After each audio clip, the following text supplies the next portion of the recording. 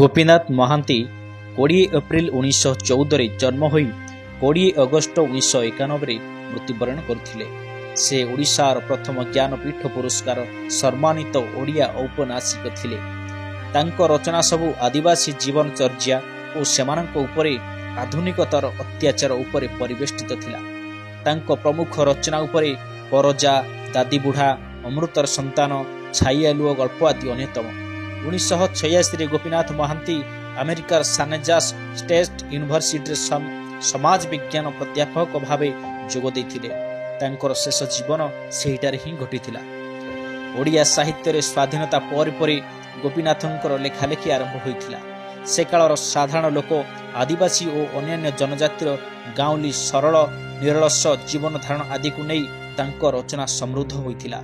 ତାଙ୍କ ଲେଖାରେ ଓଡ଼ିଆ ଚଳଣି, ସମତଳ ଓ ପାହାଡ଼ି ଜୀବନର କାହାଣୀ, ସାଧାରଣ ମଣିଷର କଥାଭାଷା ଆଦିର ବ୍ୟବହାରକୁ ଦେଖିବାକୁ ମିଳିଥାଏ। ସେ 24ଟି ଉପନ୍ୟାସ, 11ଟି କ୍ଷୁଦ୍ରଗଳ୍ପ, 3ଟି ନାଟକ, 2ଟି ଆତ୍ମଜୀବନୀ, 2ଟି ନିବନ୍ଧ, କନ୍ଧ, ଗଡ଼ବା, ସୌରାଙ୍କ ଭାଷା ଉପରେ 5ଟି ବହି ଲେଖିଥିଲେ।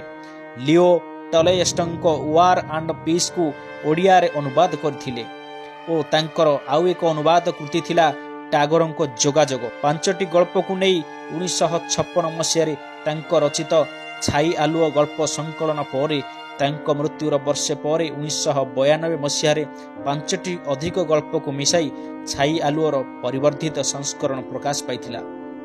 ଗୋପୀନାଥ ମହାନ୍ତିଙ୍କର ଉପନ୍ୟାସ ମଧ୍ୟରେ ମନ ଗହୀର ଚାଷ, ଦାଦିବୁଢ଼ା, ପରଜା, ଅମୃତର ସନ୍ତାନ, ହରିଜନ, ଶରତ ବାବୁଙ୍କର ଗଳି, ରାହୁର ଛାୟା, ଦୁଇପତ୍ର, ସପନ ମାଟି, ଦାନା ପାଣି, ଶିବ ଭାଇ, ଅପହଞ୍ଚ, ଲୟ ବିଲୟ, ତନ୍ତ୍ରିକାର, ମାଟି ମଟାଳ, ପାହାନ୍ତା, ଆକାଶ ସୁନ୍ଦରୀ, ଅନଳ ନଳ, ମନର ନିଆଁ, ଦିଗ ଦିହୁଡ଼ି, ବୁନ୍ଦାଏ ପାଣି, କିଛି କହିବାକୁ ଚାହେଁ, ଜାନ କାମା, ମେରିଆ ଅନ୍ୟତମ। ଭଲ ପାଇବାର ଶେଷ କଥା ନାମରେ ଏକ ଦୁଷ୍ପ୍ରାପ୍ୟ ଉପନ୍ୟାସ ରହିଅଛି। 1939ରେ ତାହା ନବଭାରତରେ ପ୍ରକାଶ ପାଇଥିଲା। ଅମୃତର ସନ୍ତାନ ପାଇଁ ଗୋପୀନାଥ ମହାନ୍ତି କେନ୍ଦ୍ର ସାହିତ୍ୟ ଏକାଡେମୀ ପୁରସ୍କୃତ ହୋଇଥିଲେ। ମନ ଗହୀର ଚାଷ ହେଉଛି ଗୋପୀନାଥ ମହାନ୍ତିଙ୍କର ପ୍ରଥମ ଉପନ୍ୟାସ। ଗୋପୀନାଥ ମହାନ୍ତିଙ୍କର ଗଳ୍ପ ମଧ୍ୟରେ ଘାସର ଫୁଲ, ପୋଡ଼ା କପାଳ, ନବବଧୂ, ଛାଇ ଆଲୁଅ, ରଣନ୍ଧନ ଦୋଳ, ଗୁପ୍ତ ଗଙ୍ଗା, ନା ମନେ ନାହିଁ, ଉଡ଼ନ୍ତା ଖଇ, ସରସଜ୍ଜା, ତିନି କାଳ ଏବଂ ବାଘେଇ ଅନ୍ୟତମ।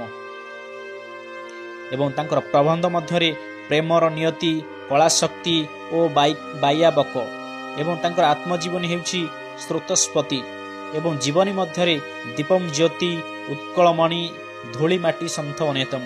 ଏବଂ ନାଟକ ତାଙ୍କର ରଚିତ ନାଟକ ଗୁଡ଼ିକ ହେଉଛି ମୁକ୍ତି ପଥେ, ଦିନ ଦିହିପରେ ଏବଂ ମହାପୁରୁଷ।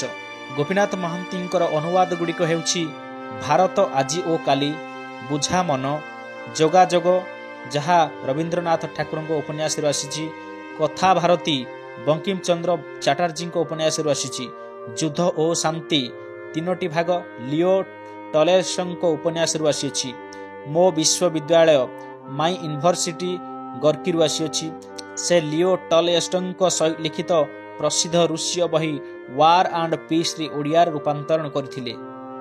ଗୋପୀନାଥ ମହାନ୍ତିଙ୍କର ଭାଷାଭିତ୍ତିକ ମଧ୍ୟରେ ଗଦବା ଭାଷା ପରିଚୟ, କୁଭି କନ୍ଧ ଭାଷା ତତ୍ତ୍ୱ, କୁଭିଲେ କୁଟି ନେହି ପନତୁ, କନ୍ଧ ପରଜା ସ୍ରୋତ ଓ ସଙ୍ଗୀତ ଏବଂ ସୌରା ଭାଷା ଅନ୍ୟତମ।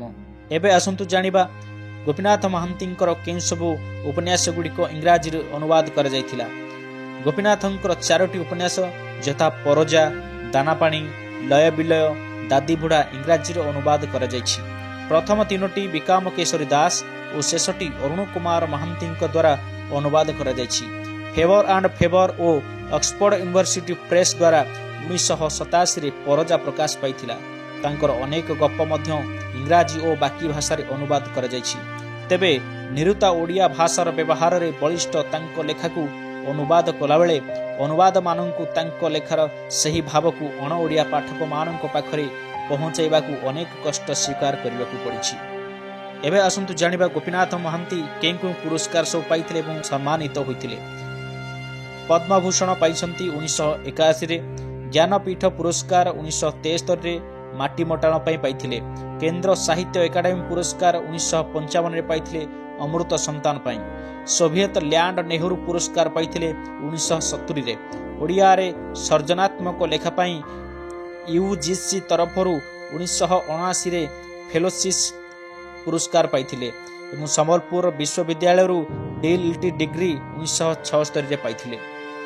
ଏହା ଥିଲା ଗୋପୀନାଥ ମହାନ୍ତିଙ୍କର ଲେଖା ବିଷୟରେ ବା କଳାକୃତି, ତାଙ୍କର ପ୍ରବନ୍ଧ, ଗଳ୍ପ, ଉପନ୍ୟାସ, ଅନୁବାଦ ଗୁଡ଼ିକ ବିଷୟରେ ଆପଣମାନେ ସମସ୍ତେ ଜାଣିଲେ।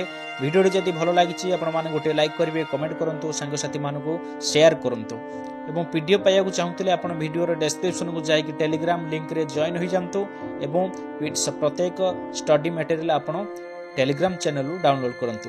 ଧନ୍ୟବାଦ।